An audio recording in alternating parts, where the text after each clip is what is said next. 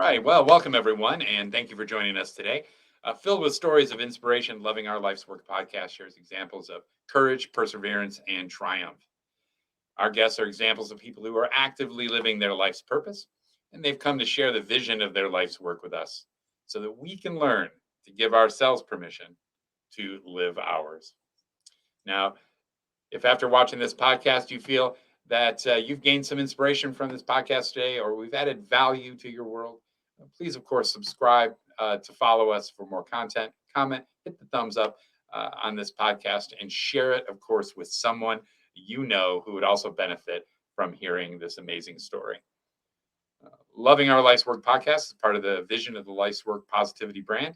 If you want to learn more about our coaching programs, feel free to follow the links below to watch our masterclass free of charge, as well as learning more about our other projects, such as Life's Work Learning Centers. Our free public podcast interviews are available on YouTube and Spotify and out on the first of every month. I'm Adam Devaney, a clinical social worker and the founder and CEO of the Life's Work Positivity brand. Today we have with us Nick Klingensmith. Nick is here to share with us an awe-inspiring story of triumph. As a person who overcame type 1 diabetes, 4 different bouts of cancer, herniated discs, nerve damage, and sleep apnea, as well as a long-standing struggle with alcohol, after a significant wake-up call, he defied the odds and refused to accept his limitations. Nick can now add to his list of accomplishments, finding a passion for competing in obstacle course racing, major marathons, even some ultra endurance marathons, as well as participating in an impressive over 100 Spartan Races. You can also find a link to his book below in the description. First of all, I'd like to start by thanking Nick for taking the time to come with us, come and spend time with us today. And I feel like your story is going to really, really resonate with a lot of our listeners. And I'm just super excited to have you here. Thanks again.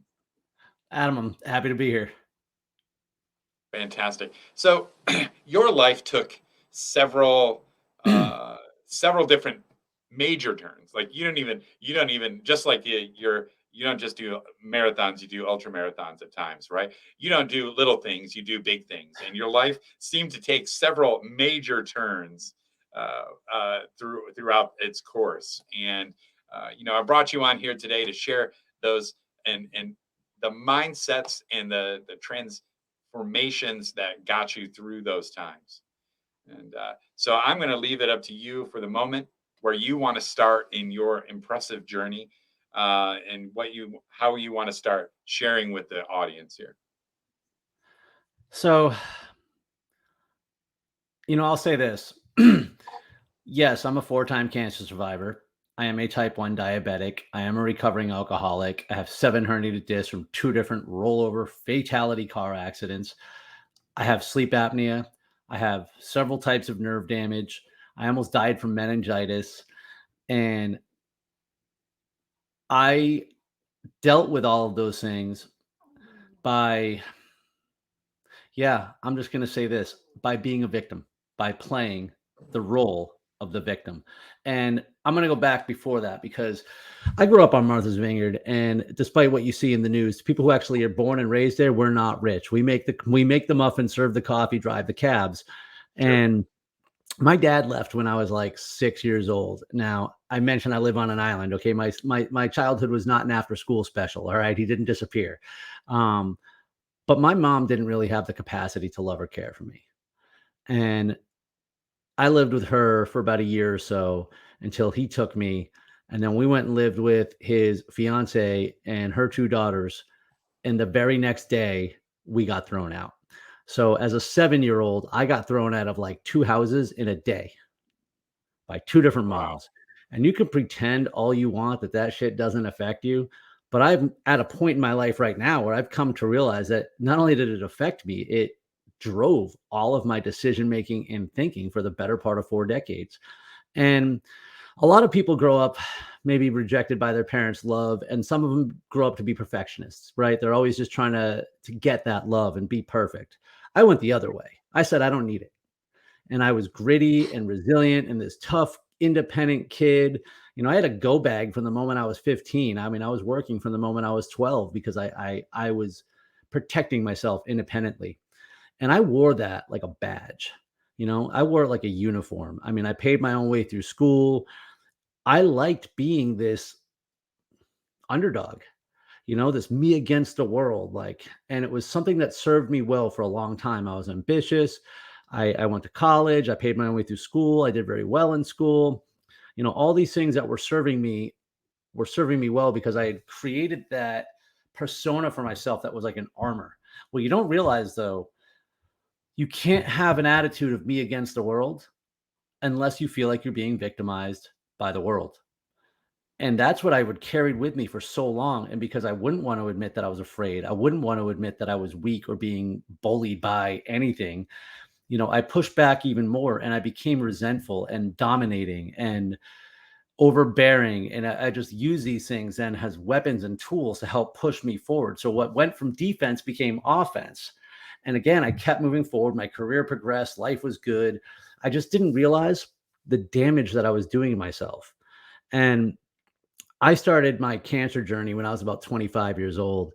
And even though my alcoholism didn't really manifest until I was in my early 30s, it was always there. I didn't drink because of cancer. I barely drank back then because I was suffering so much from sleep apnea that I was just miserable all the time. Like I was 24, 25 years old. And it was like when it started to get dark at night, I had to go home. I was just so tired and I never wanted to do anything. I drank because I didn't fit in. I drank because alcohol was a superpower for me. It gave me a comfort level, a confidence. I either fit in with you or I didn't give a shit about you. It was either you were on the ride with me or you weren't the one that was cool enough. I didn't have to worry about being accepted anymore. And so all those things that I had developed were superpowers for the longest time until they become kryptonite. And I didn't realize that I was being a victim until, well, I'll even pause on that. I was sober for 2 years. I had just beaten cancer decisively for the fourth time. I had just been promoted at work. I was in a new relationship with an amazing woman that's my now wife, and I was stuck. And my boss walks in my office on a Friday afternoon and he says, "Hey, I want to do a Spartan race. And you're doing it with me." I'm like, "No, no, fuck no. That sounds terrible. An 8 to 10 mile trail race with obstacles? That seemed impossible to me. I had no intention of making myself that uncomfortable. But that's when it hit me. I already was uncomfortable. I was uncomfortable because I had found myself stuck at this plateau. I needed a change. I needed something. I was looking for something to drive me, to just to shake it up. And so I said yes. It was a controlled environment. It was one race. It was 9 weeks away. It wasn't like I was picking a new lifestyle. I was picking a small change. And over the course of that change, though, you begin to make these small adjustments. So you wake up early to train, which means you start assigning yourself a regular bedtime. You want to do more of these. So you start stretching. You want to feel better. So you start improving your diet. You want better mental toughness. So I started meditating. And that's really where a lot of my worlds collided. Everything was working out for me. Like I was improving in every area of my life, mind, body, and spirit. And that's when I was in the second car accident. 7 months after I started obstacle course racing, I was hit from behind while sitting at a red light. I got nerve damage, several herniated discs. My car was damaged. I go home that night and my cat of 12 years died. 10 days later, the woman who hit me died. And even though all I was doing was sitting at a red light, the last thing that happened to her was me. And that was hard to handle. And so I'm lying around for about a month, injured with an undiagnosed injury. I'm in pain. I'm sad. I feel guilty, despair.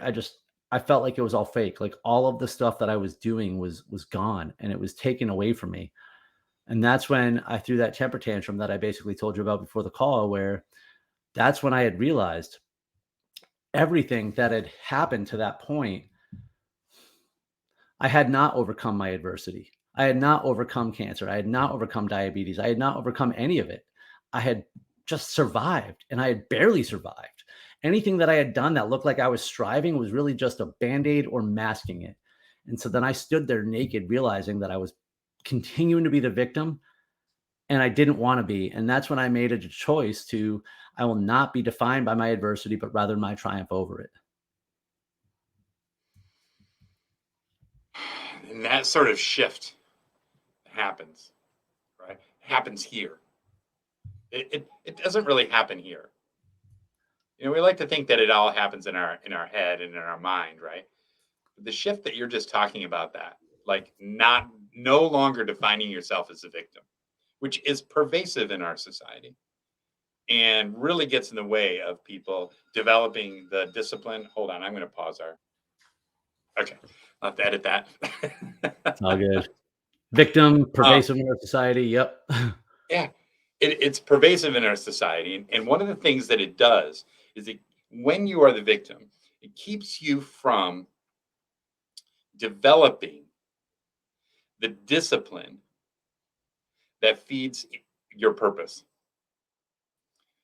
Every morning, one of the things I write in my journal, right, is that health and abundance flow to me through my purpose and my discipline.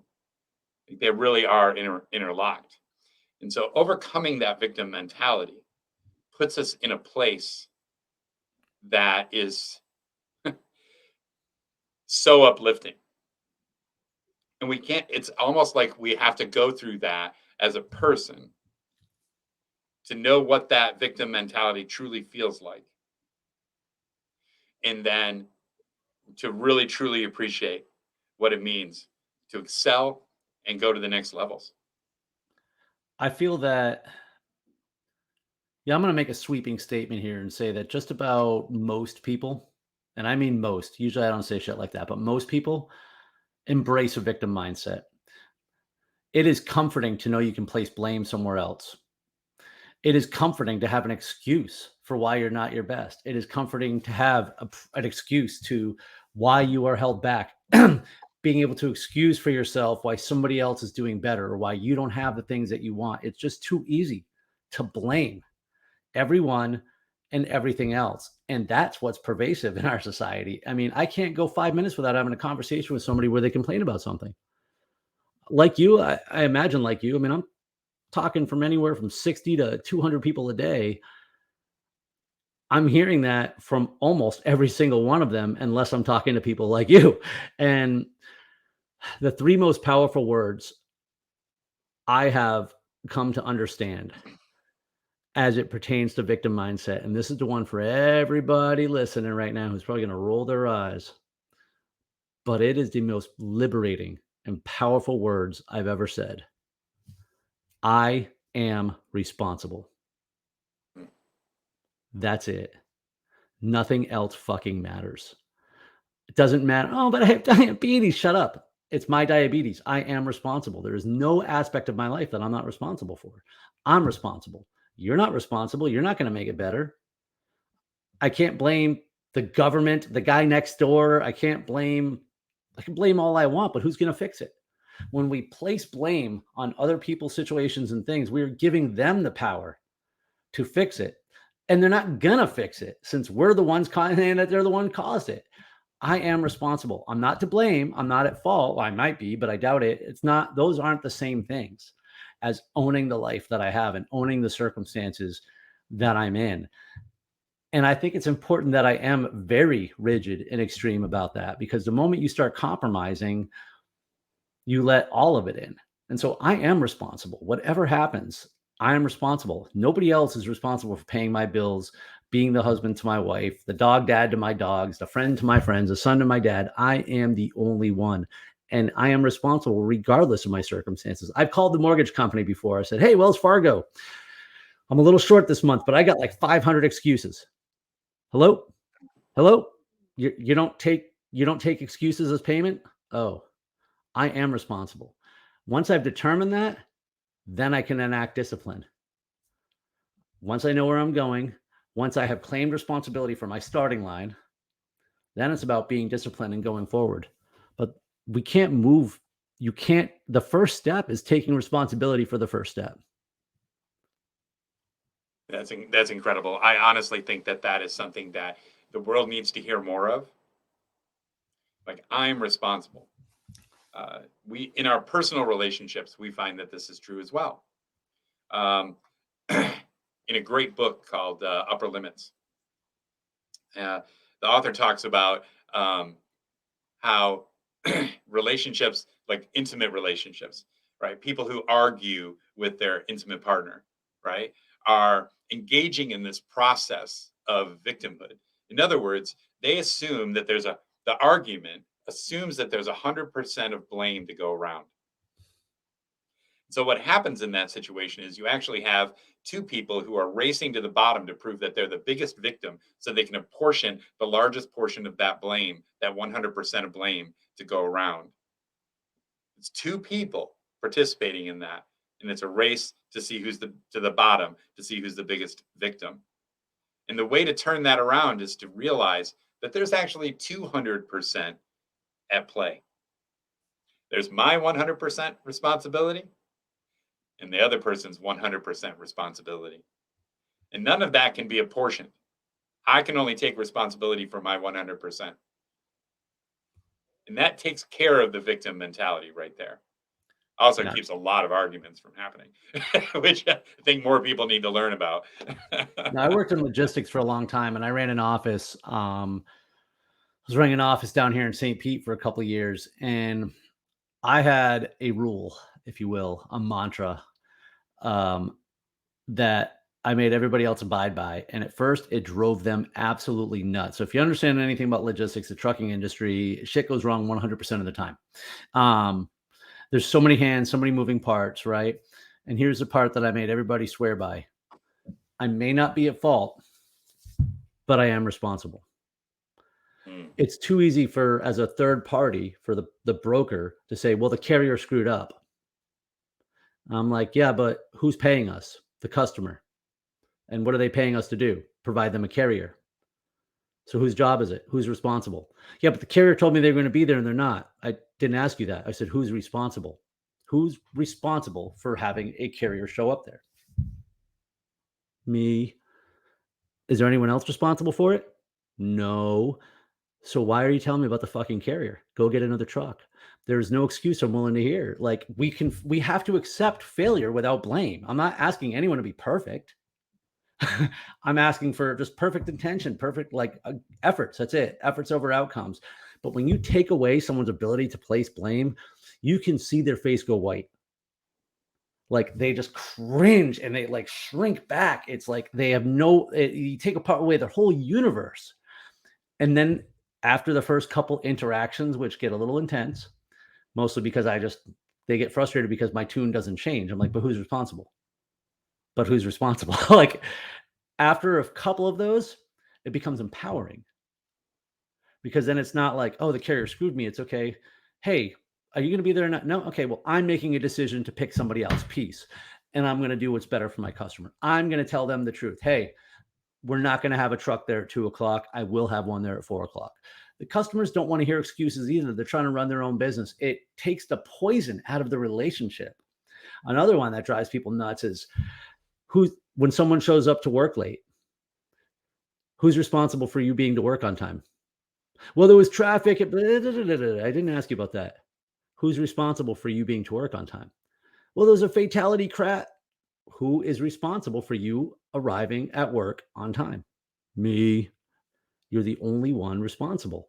All those other things might mean why you ultimately, well, actually, there's only one reason why you were late then. You didn't leave early enough.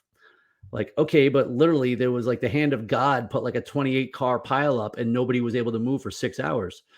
Okay, but if you left the night before, you would have been to work on time, right? I know that's extreme, but the whole concept here is that you are still responsible. I'm not blaming you for showing up late. But the moment you start compromising, the cycle of compromising never ends. So I am the only one responsible for the good, bad, and otherwise. I refuse to place blame on any person or situation. And it is empowering because I'm not spending time waiting for somebody else to come rescue me. You know, the research has shown that there are two main types of coping styles, strategies, if you will. One is just emotional coping. Emotional coping is I just really need to get this off my chest.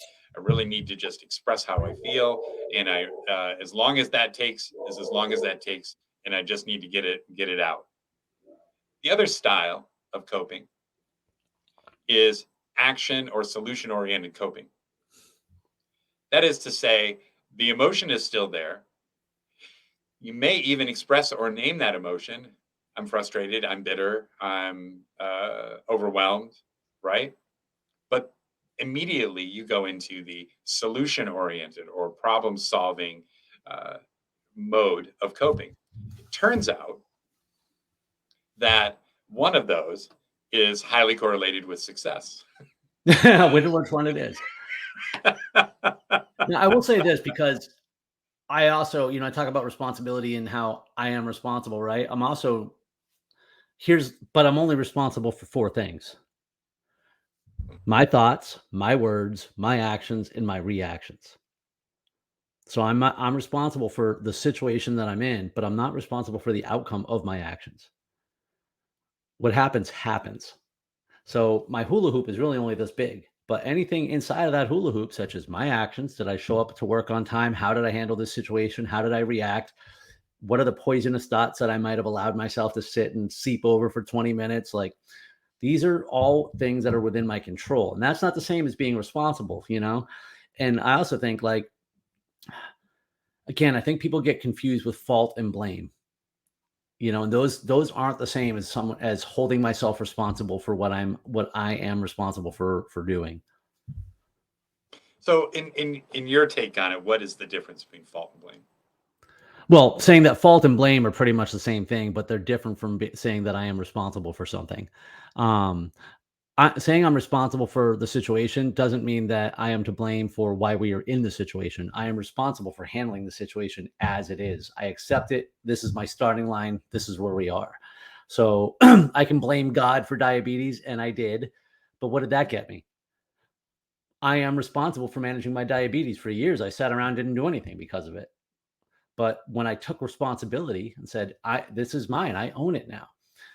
Placing blame, fault, crying about it isn't going to do anything. I left my job in October to become a motivational speaker, and it wasn't my idea on when I left my job. So I could blame them. I could sit around and point fingers at fault, or I can just say, I am responsible for my financial situation and for my career. And now I'm going to take the moves that I'm going to. Blame is unproductive. Blame is about the past. Now, I think it's impossible. I think it is in business. I think it's critical to get to the root cause of something. But more often than not, and I'm used to, again, the logistics world where things have to happen fast. Let's work on a solution. And then we're going to debrief about how we got there so we can try to prevent it from happening again. Not just so we can say, oh, well, it's your fault. I don't have to do anything about it. That's what blame and fault is. Blame is abdicating responsibility. Fault is saying that it's not my responsibility to fix. Mm-hmm. Wow, that is powerful. So let's talk. Let's switch for a moment and start talking about your perspective on overcoming adversity, and how has that manifested in your life? How has that changed for you over time? And what sort of insights can you offer our listeners as they try, hopefully, to build their uh, their AQ, right? Their adversity quotient, and they try to get better in that area of intelligence. Well, it does. A lot of it starts with acceptance. You can hear me talk about that a lot in personal responsibility because you can't overcome a situation if you're still begging it to stop. I have cancer. I have a tumor in my neck. It's been there for 10 years.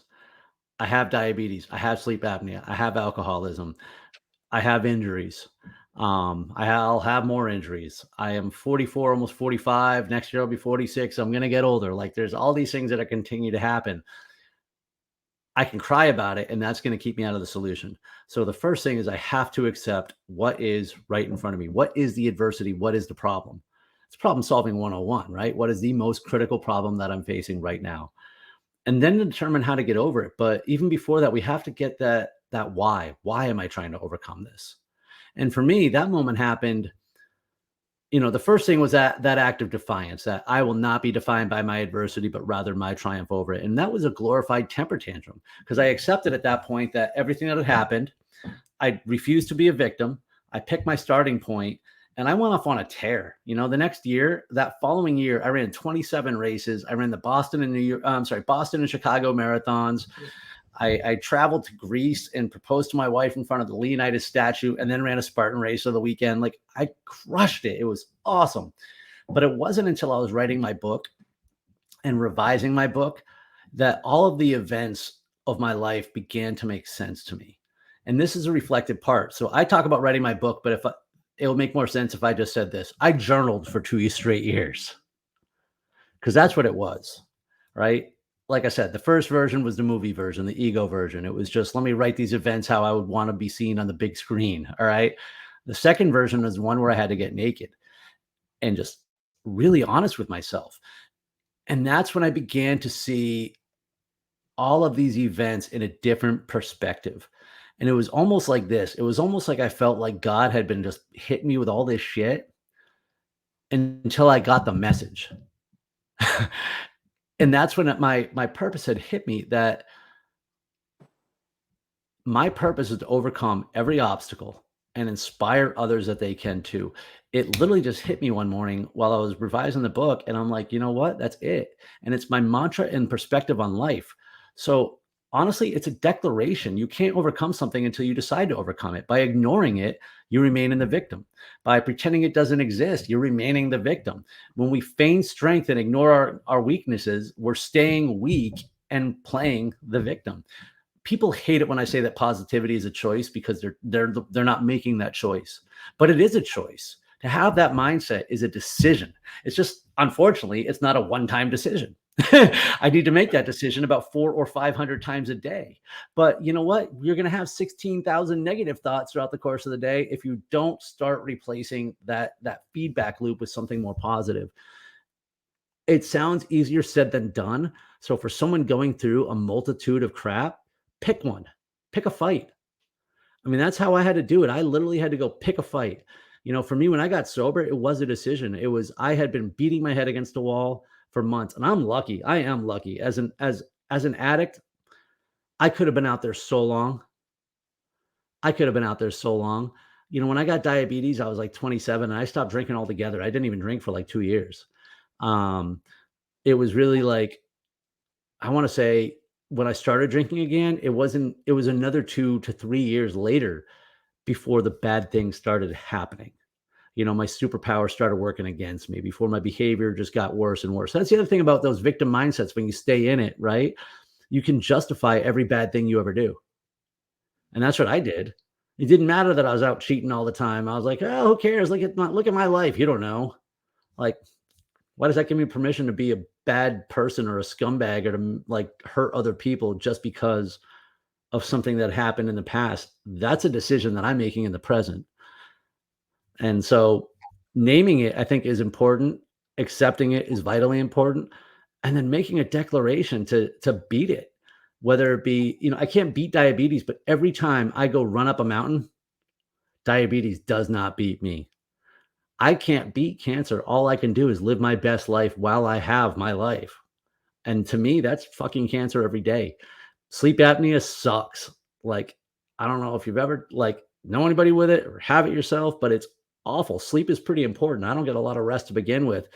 Well, I played the victim for years. When I was 22 to 25 years old, I barely had a social life because I didn't even go out. I was just so tired all the time.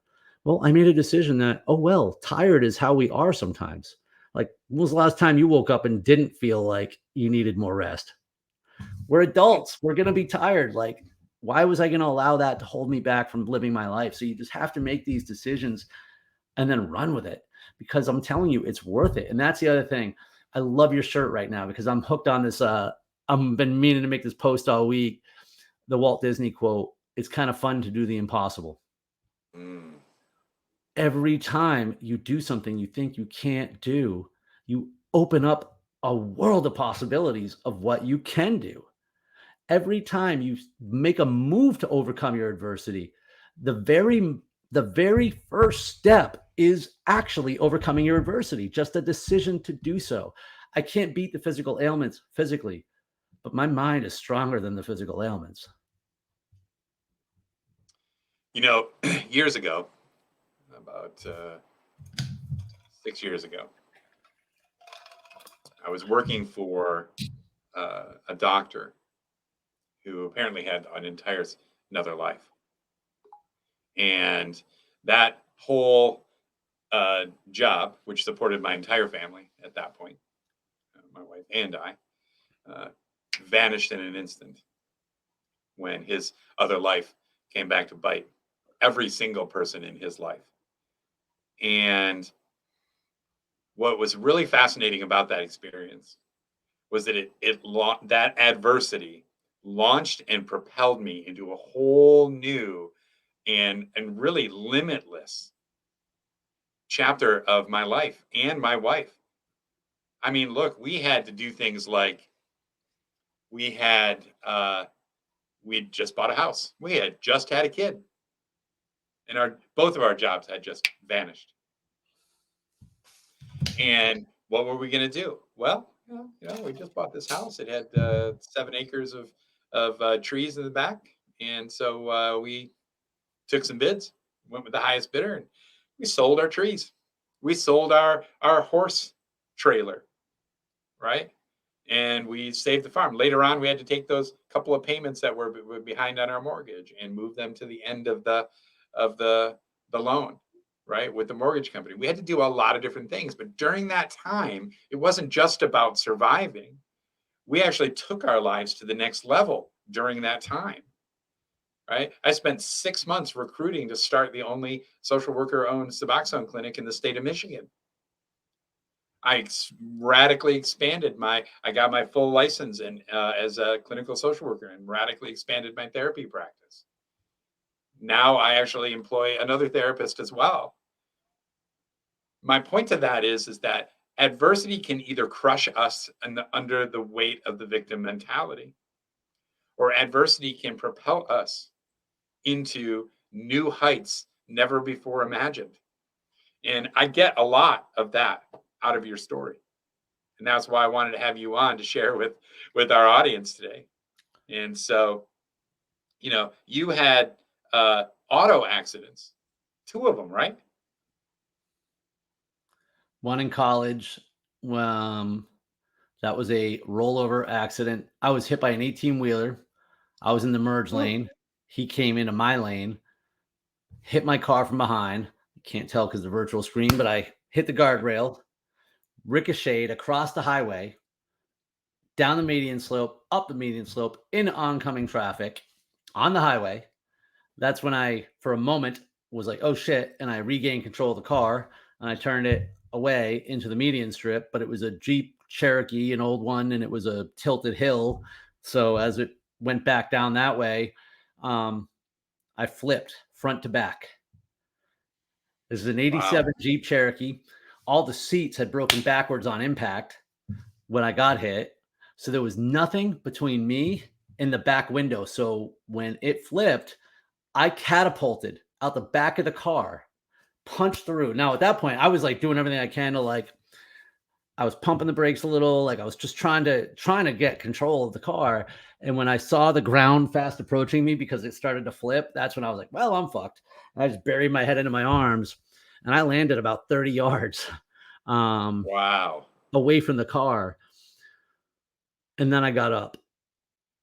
And that's when I was so disorientated because I didn't know which way was north and which way was south. And I'm like, did that motherfucker even stop? Like I couldn't see that he had parked down the road and people were running up, like checking the cars. Anybody else in the car? Is anybody else in the car? And I'm like, what? No, no, it's just me. And my arm was just covered, gushing in blood. And I was wearing this long sleeve shirt that had been rolled up. And that's where my elbow was. I still have the shirt. I kept it because if you unroll the sleeve, it has hole, hole, hole, hole. Because that's where I punched through the glass. That would have been my forehead. Wow. Um, that was like I was 19, and I remember sitting in the ER. Um, A couple hours later, oh, and by the way, people were coming from all over the hospital to find me. I was the rollover guy. Apparently, most people don't live through that. Most people certainly don't walk away from that, and most people certainly don't get to go home after a couple hours at the ER like I did. But they were like, they all had to like come sneak a peek at me. And this one person told me something, and she was like, "You're meant for greater things." And I didn't think too much of it at the time, but just enough to remember it. And so it planted a seed, especially as just a few months before is when I had meningitis. Um, these other events started to happen, but I didn't think I was tough, or I did. I thought I was tough and gritty. Really, I was just surviving though. Just because you can take a beating doesn't mean you're doing anything with it. I hadn't realized just how resentful and cynical it all made me throughout all that time. You got to be careful about the circle you keep because people will validate your gripes. The Mhm. negative people attract negative people, and the bad guy never knows that they're the bad guy. So you could be the negative one in your group and you don't realize it because you're the negative one in your group. Me, I can't listen to somebody complain for more than 5 minutes. I mean it. I'll tell them to shut up. I'll walk away from the conversation. I can't handle it. I can't have that negativity in my life. There's a difference between telling me something and complaining about it, right? Like I honestly, it is tough, and I'll have to cut my wife off sometimes. I'm like, okay, next topic, because I can't handle. I don't want to be part of like this negative, just bitching, bitching, bitching about people, places, and things. It doesn't serve me well. I can realistically and objectively look at a situation and see how something is negative. I'm acutely aware of how much money I have in the bank. I'm acutely aware of how my injury still manifests. Like there are negative things. I'm not saying that you don't pay attention to them or ignore them any more than we ignore our weaknesses, but it's just like accepting them and not focusing all my negative energy on it. The reason I think I struggled so much with a positive mindset for so long is because I expected it to be a catch-all, or I thought it was going to be bullshit. And what I mean by that is I'm like, I'd hear these positive people, oh yeah, if you just think positive and manifest and think yay and just say everything's great and look at the bright side. I'm like, shut up. I'm like, you're lying to yourself. That's what I would say to them, right? Well, here's what I would say to those people now who might say that I'm lying to myself. Who cares? I'm only seeing it one way. Who gives a shit if I'm wrong? I'm seeing a positive light. I have all the same problems as anybody else. I still got mortgages and car issues and neighbors and traffic and bills and just whatever, but I'm not choosing to focus on the things that aren't right. And what if my life does suck? That's not how I see it. So who cares if I'm wrong? Yeah, I really like that. And the reason I like that is, let's say, let's say someone turns out to be correct in their uh, in their negativity. Okay, fantastic. What if you're wrong about that too? There's a How I get possibility that you're not seeing it clearly. it's like you want some perspective, go do something hard. That's honestly one of the things that helps me so much about life is obstacle course racing. You mentioned ultras earlier. Why I love an ultra is because anything can go wrong. Anything can happen. And that is a perfect metaphor for life. Like it doesn't matter how trained you are, how prepared you are, like when lightning starts striking in the middle of an ultra, when part of the course gets diverted, when my blood sugars go haywire, when somebody's bust a shoelace in mile 6 and they've got 25 more miles to go. Like it's how you handle it and mentally how you handle it and how you keep moving forward. And when you move forward into suffering, it just makes everything better. I say all the time that physical endurance training is mental endurance training. And I'll give you an example of something. I train by heart rate zones. So if I'm going to go run like this Saturday, I have a 2.5 hour run planned, and I don't run by pace. So it's primarily a zone 2 and zone 3 schedule or whatever. So I'm going to run however many miles I'm going to run in that 2.5 hours. In the summer, it might be 105 degrees out with 4,000% humidity. My zone 2 mile might be 15 minutes. It might be so slow that it's faster to walk it. It's like frustrating as hell because you're like, am I running? Am I walking? Like, what am I doing? My heart keeps jumping up. And that's when I have to remind myself that, you know what I'm doing? I'm training my mind to focus on the activity it's in for 2.5 hours. I'm training my mind to deal with frustrations as I focus on a goal for 2.5 hours. I'm training my mind to just suck it up for 2.5 hours. Physical endurance training is mental endurance training. It doesn't matter if I get physical benefit from that training or not. My mind is better prepared for it. So what you're talking about too is bilateral stimulation, the That's a physical fancy word. and the physical and the mental together, right?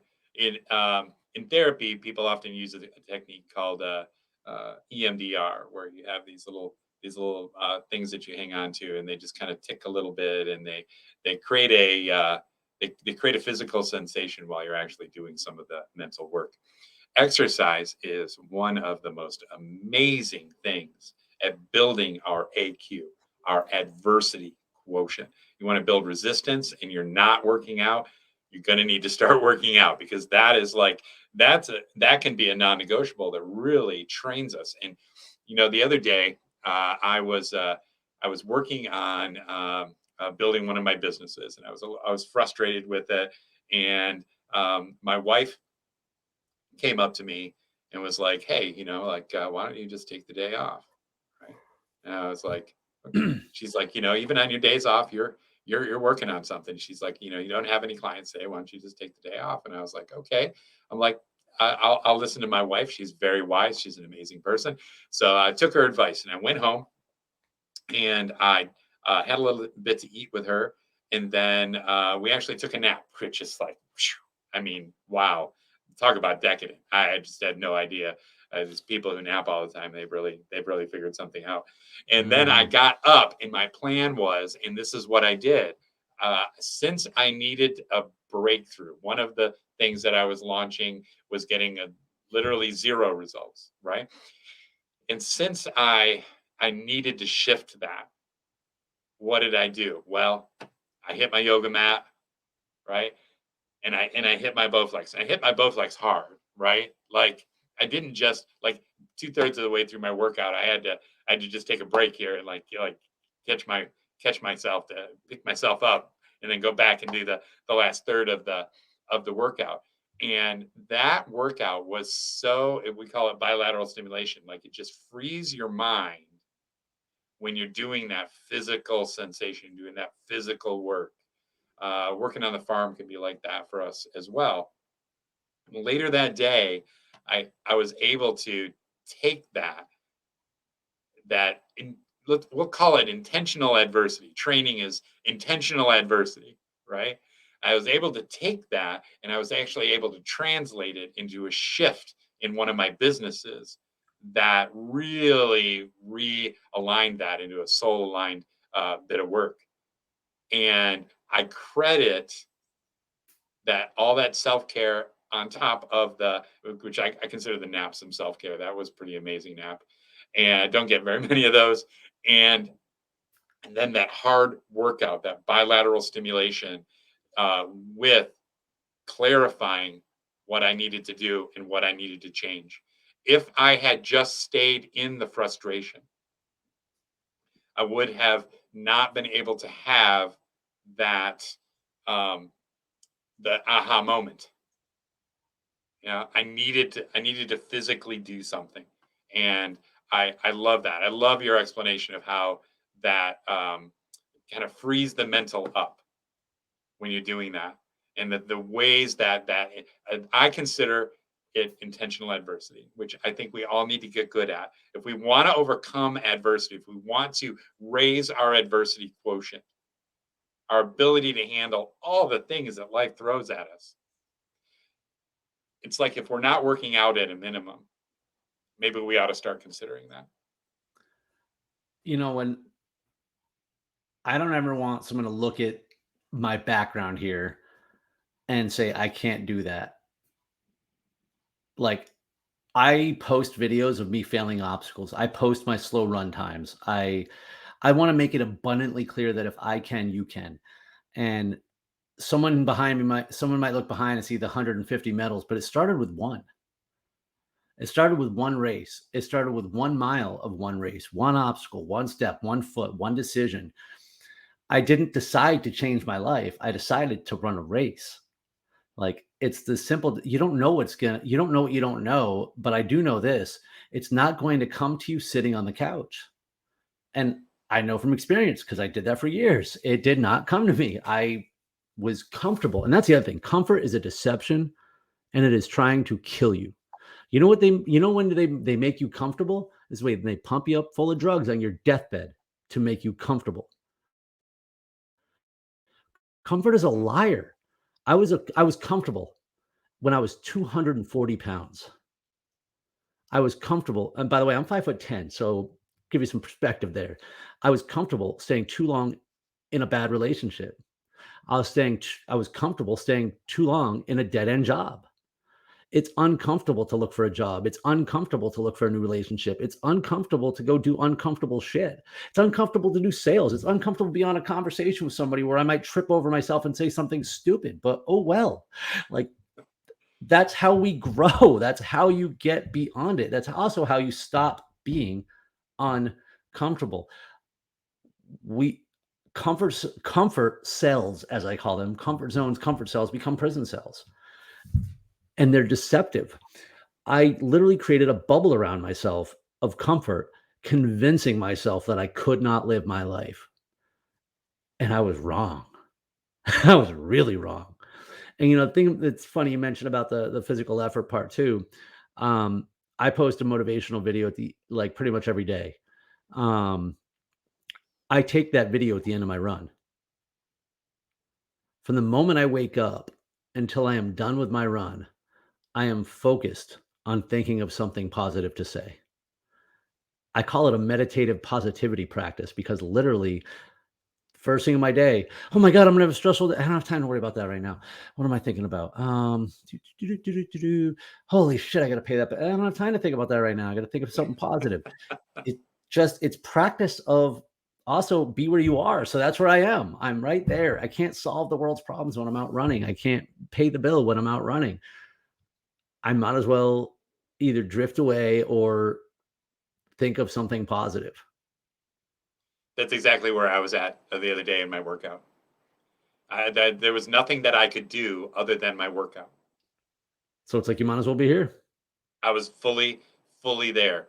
And at the end of it, I was dripping sweat, right? And it was awesome, right? I felt vibrant. I felt pumped up, right? It was exactly what I needed. It was an amazing workout. And I look forward to going home this afternoon and doing something similar. Yeah. Well, I got mine. Actually, I got my 90-minute run in this morning, and in about an hour and a half, I'm going to go get on the incline trainer with a 60-pound sandbag and climb for a couple of hours. Well, 45 minutes. Mhm. Yeah, that's awesome. I always look forward to my workouts. I'll say out loud to my wife the day before, I'm so looking forward to my workout tomorrow. One of the reasons I like it though too is because it's mapped out for me. I have a training plan. Given I'm the one who put it together, but I've cobbled together for a couple other sources. So there's nothing for me to think about. Mm. I have to wake up and that's it. Everything else is predetermined. Like, I wake up, say my prayers, meditate for 5 minutes, grab a coffee, start my warm-ups, pound water while I'm warming up, finish my warm-ups and rehab and prehab exercises, take one of my dogs for a walk as part of my warm-up and because he likes it. And then I go do the next thing. And then I come back and I stretch. And then I get ready for work. And then I come and I make my work list so I can also work purposefully, intentionally throughout the day. I'm an absolute freaking head case. If anybody listening thinks otherwise, it's only because I'm talking about the shit that I have together. But I am like everyone else where I have doubt and fear and things are pulling me 1,000 directions and I'm still triggered by the rejection of my past. Like, all those things still exist. I'm able to take certain active measures to reduce their influence on me. I don't have a lot of idle time during the day. I want to be about as rigid as I can where I can still make adjustments for two reasons. Number one, like you said the other day, right? Like, if I'm working on something today let's say I'm working on a keynote or just chapter in my book, and I'm like, an hour later, I'm still working on the same chapter. It means I need to get up and go do something else. I have to call an audible, because otherwise I'm just wasting time, and I'm going to hate it, and it's not going to be productive. If all of a sudden someone calls me with a great idea today, then I'm going to make an adjustment and do that too. So I want to remain a student, and things remain fluid. What I don't want to do is make it up as I go along, because it's just not good for my mental health. Mhm. Yeah. So I'd love to switch gears for a moment to really reach into your experience so that you can share your experience with overcoming various addictions over the years. So it's Uh, funny, I'm sorry, go ahead. yeah, I mean, the reason that I encourage you to talk about this is, first of all, I encourage everybody to talk about it who's gone through it, because that's a real deal, and it's very real and potent experience for people. Also, I feel like so many people struggle with that by themselves, all alone, and they don't hear enough unless they go to an AA meeting or an NA meeting or something like that.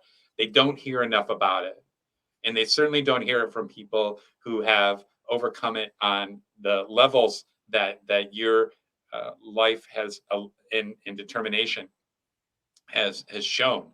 So, any insights you have into your experiences in that you'd like to share with our audience, I would very much appreciate that. One thing about my time with being an active alcoholic is I didn't drink every day. I didn't get drunk every time I drank, and bad things didn't happen every time I got drunk.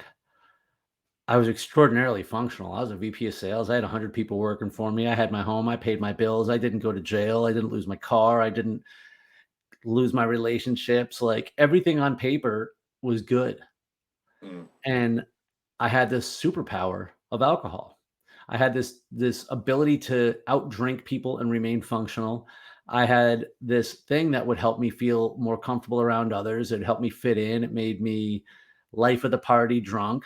So I liked the way it felt, and I didn't see any problems with it. And therefore, it was really hard to know when the superpower became kryptonite, because mm, you would expect to see what you see on TV. Somebody gets 9 DUIs, they finally decide they're an alcoholic. No, that wasn't me. Mine was, I had to get tired of living the lies that I was living. I was extraordinarily selfish. I was cheating all the time. I didn't realize that how selfish I was being to my employer, that they weren't getting the best of me. How irresponsible I was being with money, and how spending it was just another form of my addiction. Um, and like we talked about before, I didn't realize that I was also masking other addictions.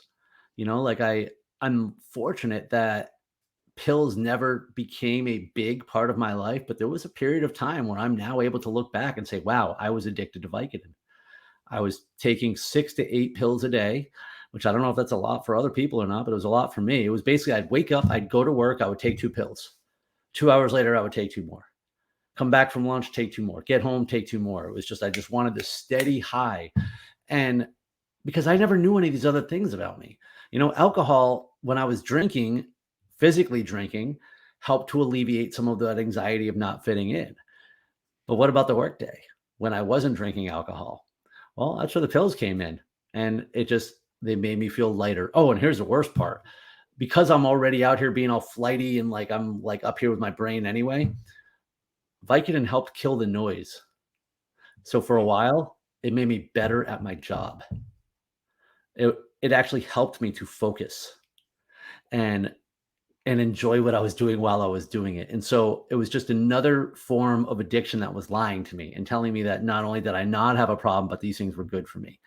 But I do recall a couple times where I felt physically ill, and I didn't want to. I remember lying. I'm like, oh, I must have ate something bad. I'm like, no, dude, you took like 6 fucking Vicodin before noon. Like, what do you think? Your body's like, this sucks. And at that point too, it was because I was chasing the high. And it was I who doesn't like that feeling? Like, no wonder those things sell so well. It was a great feeling, but the problem is, all of a sudden you build up a tolerance, and that feeling doesn't come so easy anymore. And mm, so we start taking more. Same thing with alcohol. Like, it was like I never felt drunk. So I kept drinking. I kept drinking to get that feeling. And then it's like you don't realize it, but you're already up here and you're making all of those bad decisions. And it is taking over your life more and more. And here's the other part of it. You know, when you're a kid, you grow up thinking a doctor is like, I don't know, top of the food chain, right? Like doctors, lawyers, teachers, like blah, blah, blah. These are the people. Well, who was giving me the pills? I broke my rib 2 years ago in a Spartan race. Although it wasn't a broken rib, it was a fractured cartilage. And I went to the ER and it was popping out of my chest and I was in excruciating pain. They took an x-ray, saw that I had no broken bone, gave me pills and sent me on my way. Mm.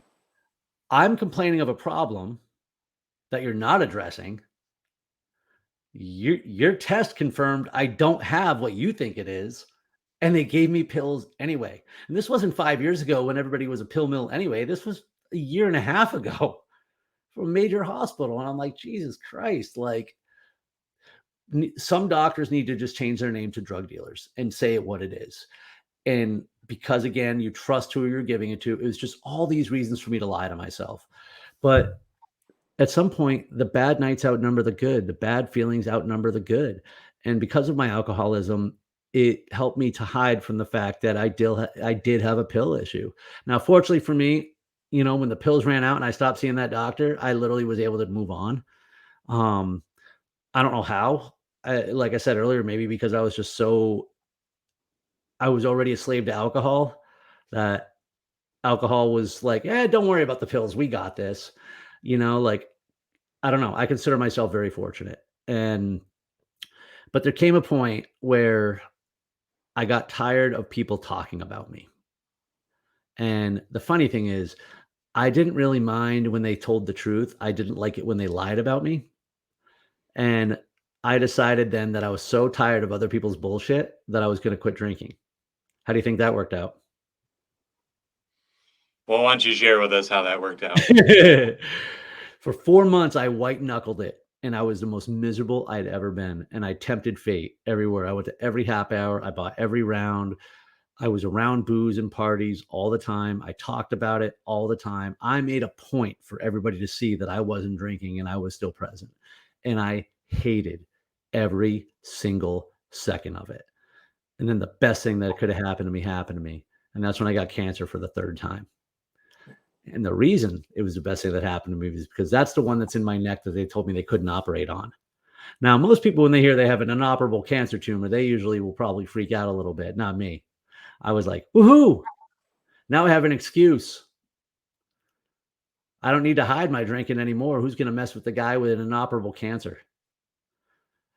The first time I had cancer, I barely told anybody about it because I didn't want to feel like a patient and I didn't want anyone feeling sorry for me. And then here I was 8 years later, actively cultivating people feeling sorry for me. How far I had drifted. But it gave me every excuse I needed to climb into the bottle. And that's when I found myself a bottom. And it was really about a month later that I found myself in Vegas on the floor, surrounded by cops and security, getting thrown out of a hotel for trying to fuck a hooker in a broom closet while my girlfriend slept down the hall. Oh, and I was supposed to be quite a story. And I was supposed to be a speaker the next day at our conference at a hotel that I was no longer allowed back at. All that hiding I had just been doing and talking about, I could no longer hide. My boss knew what happened. Our lawyer knew what happened. My girlfriend didn't quite know what happened, but she knew that we were getting thrown out. And still, it was what I needed, because when I finally was able to hit the pillow at a different hotel several hours later, I said out loud, I don't want to live this way anymore. And that time I meant it. And it wasn't for other people. It was for me. I did not like who I was. There was no way for me to make excuses for my behavior. And I just didn't want to live that way anymore. And I flew back the next day. And if you've ever been on a flight from Vegas, I mean, even the best Vegas trips, you might be questioning life and death on the way back. And I was definitely questioning life and death. When I got home, I called my dad, who's got 4 decades of sobriety. And I was like, Dad, I'm gonna go into a program tomorrow and, start getting sober here. And he's like, oh, thank God. We've been saving you a seat. And here's the irony. July 14th is my sobriety date. July 14th is his sobriety date. Amazing. tell me God doesn't have a sense of humor. And A pretty amazing sense of humor. I went to a meeting the next day, and God willing, it'll be 10 years in July. And I'm not saying that thoughts of alcohol have never crept up, but I can count on one hand how many times they have. So I went from white knuckling, hating it, to immediately changing my life. That's amazing. Thank you so much for sharing that with us. You know, one thing I've learned in my work with addiction clients over the years is that every single person has a different rock bottom. Most aren't quite as dramatic as the one that Oh, mine you wasn't just rock bottom. shared. Mine was a bottom. A bottom. I didn't lose And my house. I didn't lose my car. I yeah, didn't lose my life. There was a lot further down that elevator shaft, and I know it. there was a lot further to go, I'm sure. Yeah. And when I first started my career as a social work intern, I did it at a residential drug and alcohol treatment center. And that is its own unique form of rock bottom. Uh, Many people who get to there have already lost everything. They don't have anywhere to go. They don't have a job. They don't have a car. They don't have a house. They don't have any friends. The family won't talk to them. Right? 3 hots in a cot for several weeks looks really inviting to them. That's a totally different type of rock bottom. Yeah. Other people who get into my program are just like the first time that they were going to spend their bill money on on drugs instead of pay their bills. They were like, "Whoops, got to do something about this," and they got help. So I've seen people at all different levels and all different types of bottoming out, and it's given me a real appreciation for the diversity of people's experiences with drugs and alcohol. And I think people need to hear more stories about people who hit whatever bottom it was. It's different for every person. I mean, trust me, trying to bang a hooker in a closet with my girlfriend down the hall is hopefully a bottom of my personality defect, but my life could have hit. And I have to tell that story. I mean, it's got some shock factor to it for sure, but nobody's going to care about this if they don't know about that. Nobody's going to care about who I am if I'm not going to be brutally honest about who I was. And because I didn't have that same rock bottom, like where, I had no place to go and I was just twitching for it. Like, I want to be able to, I need people to know I'm one of you. Like, I'm there. I was there. But the thing that made it, I think both harder and easier at the same time, was my dad being a sobriety role model. For a long time, I think it kept me out, but I always knew I had a problem with alcohol. From the very first time I touched it, I knew there would be a day. Um, Maybe from growing up, you know, around the program. And my dad, I always remember him sober, but not with my mom. I always knew there would be a day. But I really embraced how alcohol made me feel for a long time. But the thing is that as my life started to turn to shit, I was looking at my dad, who barely had anything going on in his life. And he was the happiest guy that I knew. I saw, when I was 21, he used to smoke cigarettes and I did not support that habit. So when we were in Germany together, and he's like, we were sharing a hotel room, and he's like, "Hey, I got to stay down here and smoke a cigarette. You want to hang out with me?" I'm like, "Nope." And he's like, "I'll buy you a beer." Cause I was like, "All right." I was like, so we used to go out and shoot pool together, and he would buy me beer. And we'd go to concerts, and I'm like, he can go anywhere and do anything. He's the happiest guy I know. I want what he has. So when it came time for me, it was an easy decision to make, because I didn't want to be who I was anymore, and I wanted to live like he was. And I saw it was possible. And I think back now, and again, I honestly think like that I was probably, I mean, I drank for 20 years, but like I was really only out there like fucking up my life for like 5 or 6. And that could have been so much worse. But I think about all the time that I was out there, and he kept his mouth shut, and how hard that must have been for him. But he knows, and he knew, if he tried to be my sponsor, basically, he would have pushed me out even further. And I say that because I hear parents talk a lot about, what do I do? My kid's out there and stuff like that. And I feel like I'm pushing them away and blah, blah, blah. And where I don't know if I'm qualified to tell other people how to live. I can just tell you what my dad did for me was he led by example, and it was, I mean, it saved my life, and hopefully it'll save some others. Yeah, I really appreciate you sharing that story, and really getting raw about that, because people need to hear more about that in life, and people's struggles with that. And I think what you're really getting at, and when you said, "Look, I need to share this because this is who I am, and I can't hide this part of me and still be putting myself out there." I think there's a point of authenticity in that, right? When we share our stories with the hope that we inspire other people to give themselves permission to share their story, find their life's purpose, live their life's work out loud. We need to be raw. We need to be authentic, and they need to see that we're not just someone who had always been this, right? Right. It's never like that. Every single person I know that's accomplished great things in their life, right, has gone through the muck. Everybody, and it's because of that. It's that it's that with that contrast, right? How do you really appreciate food? Well, you go hungry for a while. It's that contrast, right? When you got to sell trees on the back of your property to save your house you just bought for your wife and kid. It's what you do. And then you really appreciate when your business takes off, and you really appreciate that. I've had nothing. I've had something, right? I've had it what I consider very good, right? How do I know that's very good? Because I've had nothing. The day where I'm So, not drowning in credit card debt, I really look forward to that day again because I know I what it look feels forward to like. that day for you.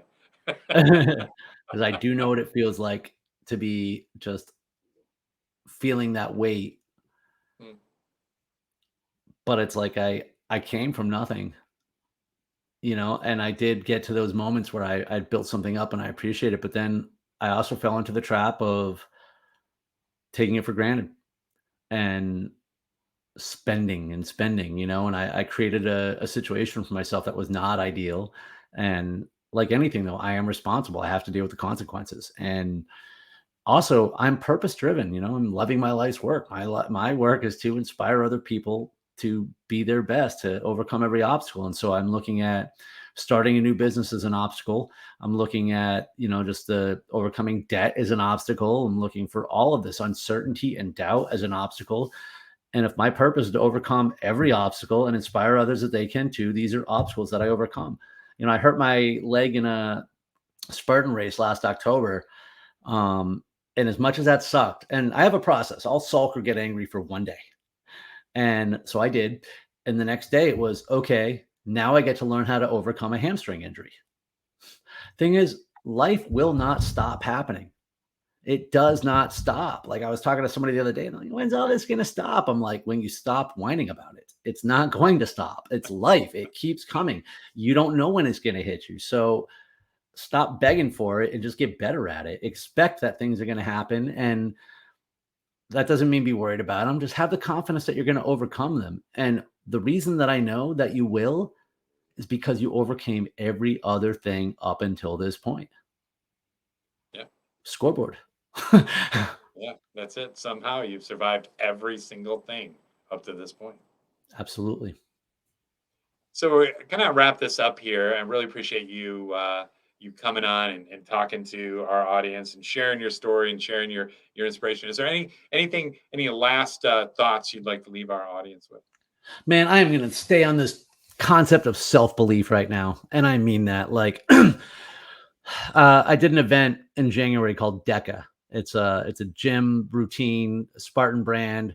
It's like 10 decathlon, 10 stations, and it's basically a race in a gym.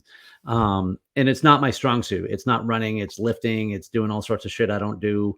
Um, I honestly thought I was going to embarrass myself. That was my only goal, maybe not embarrass myself. And I did it in 26 minutes, which is close to embarrassing myself. Well, I went out to Orlando this Saturday, so only 2 months later. And my only objective really was to push myself just a little bit further because the first time I was feeling it out, trying something new, work my weaknesses. This time I just wanted to push myself more. Okay. Just more. But a buddy of mine was there and his buddy, and they were cheering me on and they would not get out of my face, like literally in my face the whole time. 19 minutes and 54 seconds. I finished in second place in my age group. It is kind of fun to do the impossible. These are things I didn't think I could do. And now, holy shit, what else am I capable of? Have a little self belief. You might just surprise yourself. Love it. That's amazing. I think we're all better for hearing that from you today, Nick. I really appreciate you coming on board and sharing with us today. And I wish you the best of everything. And I just want to thank everybody for listening to this show today. Of course, you can find more out about our guests by following the links below in the description. And as always, I want to remind you to search your heart, do the important inner work, and give yourself permission to find your purpose and live your life's work. Thank you again for listening today.